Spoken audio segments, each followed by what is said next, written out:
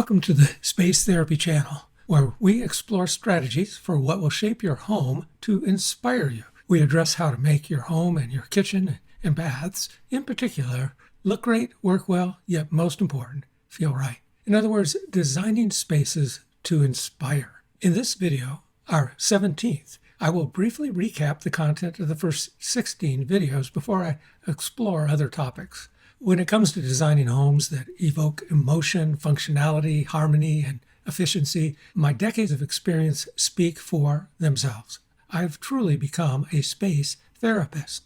Over the years, my clients' projects have earned top accolades nationally and internationally. Visit my website, spaceplanner.com, for more information about that. In the first video, I introduced the room compass, with the 4 points of the compass as L, I, F, and E. These represent the 4 conditions that must be harmonized for a home to feel right. The L and the F points of the compass represent you and those who will be affected by your project. L stands for your lifestyle activities. What you do in your home reveals what matters to you, what you enjoy doing, how you spend your time, where you spend your money over the course of a year. F represents your inner life. Feelings desired. How does your home connect to the shapes, colors, textures, and patterns that make you feel good? Do these preferences get recorded in your past experiences and the places you have lived in or visited? In other words, your place history. Video 1 also touches on the 6 pathways your home accommodates.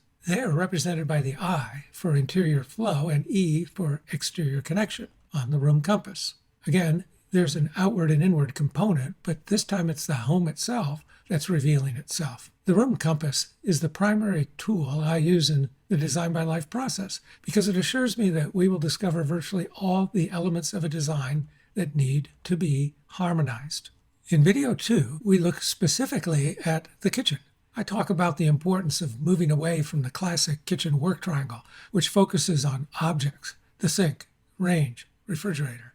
Instead, video 2 shows how we are better served by looking at movement in the kitchen. This leads us to seeing how activities express themselves in 3 ways: distributing, collecting, circulating. I call this the life triangle. Video 2 then covers 3 of the 4 distributing patterns: shopping, serving, and straightening, or cleaning up. Each has its own set of requirements that need to be examined and addressed by your design. Video 10 will cover the 4th distributing pattern, storing.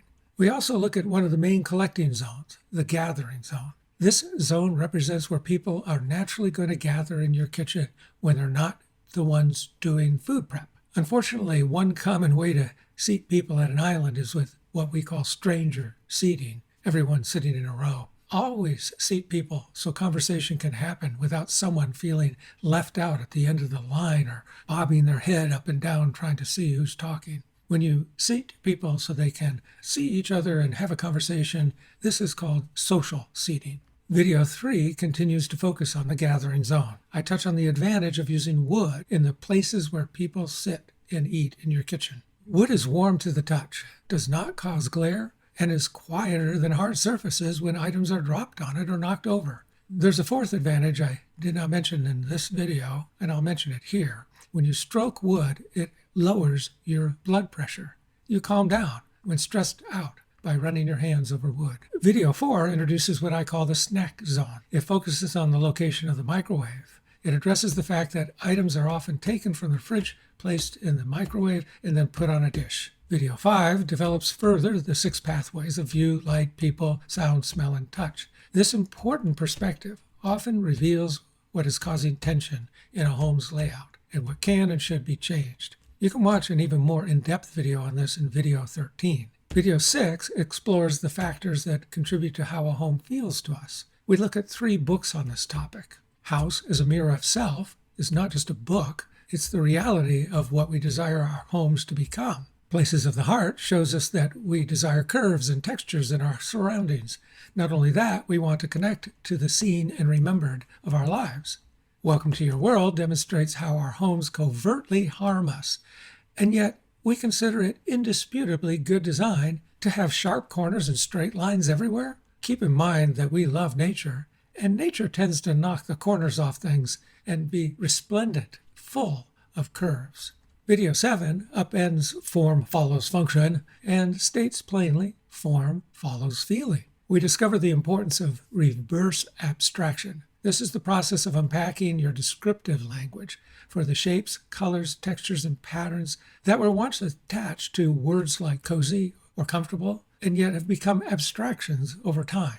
Nature loves fractals, and Video 8 describes how this should influence the way we design our kitchens and homes. In general, we look at 4 principles that are core to this: scaling, self-similarity, transitions, and what I call, humorously, the UFO principle, randomness. I refer to scaling as the Goldilocks principle. It reflects that elements scale in nature from small all the way up to big, large. Self-similarity becomes the resemblance connection, because we can make connections between things radically different in type and size, like looking at the moon and seeing a face in it. Transitions refers to how we notice where floors meet walls, walls meet ceilings, like we notice a wave due to the froth at the edge. We notice where things meet, like how a counter meets the cabinet below. Lastly, we notice the unexpected, like a flaw in a piece of wood. The Japanese celebrate this as wabi-sabi. I say that every project should have an unexpected fun occurrence.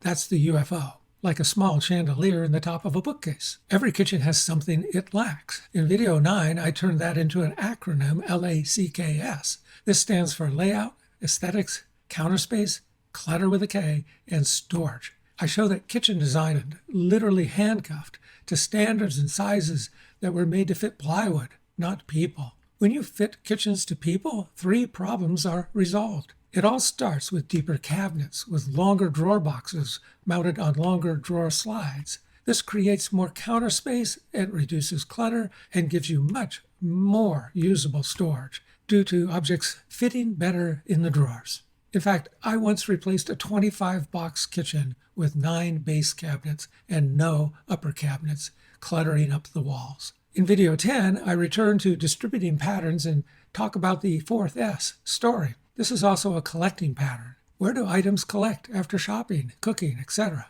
This is a great video showing custom corner pullouts, toe kick drawers, chef's drawers, one of my most requested features, and more.